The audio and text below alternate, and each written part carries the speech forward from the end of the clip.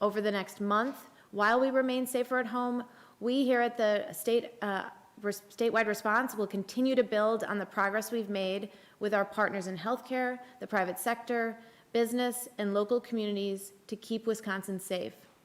First, as the governor mentions, we need to continue to dramatically increase testing. This means we need to not only build more lab capacity and acquire more testing supplies, but it also means we need to obtain more personal protective equipment to make administering these tests safe. In a little over a month, thanks to a public-private partnership with Wisconsin biotech companies, we have already increased lab capacity from 500 to almost 7,000 tests a day. But we are still not testing enough to facilitate the kind of contact tracing we'll need to do moving forward or to know the true prevalence of COVID-19 in Wisconsin. We need a clearer picture of the situation, and the only way to take that picture is to further scale up our testing capacity. This is a critical and fundamental tool as we work to get to the next phase of our response. But testing isn't enough.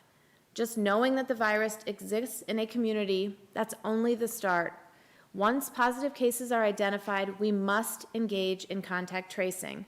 Contact tracing involves interviewing every person who tests positive for COVID-19 to determine who else may have been exposed to the virus, and then following up with those people so that they can take steps to quarantine or self-isolate. We have begun this work, but we will need a more robust system to put Wisconsin in a position to be able to actively and aggressively manage this virus until we have a vaccine or effective medical intervention. By identifying potential cases and then containing the spread, we will reduce the number of people infected and continue to protect our frontline healthcare workers, the healthcare system, and to save lives. But we also need to make sure we have safe spaces for isolation and quarantine to make that possible. The good news is that what we're doing, breaking the cycle of virus transmission through staying safer at home, is working, which means we know what we must continue to do.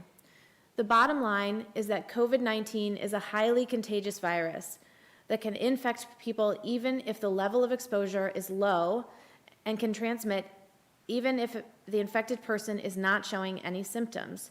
Its high infection rate means that it travels easily between people, and because people travel easily between geographic areas, the virus can spread easily between communities. There is no medicine for COVID-19, and there is no vaccine, so it is up to us to continue to work together to stop transmission and slow the spread, and we do that by staying safer at home.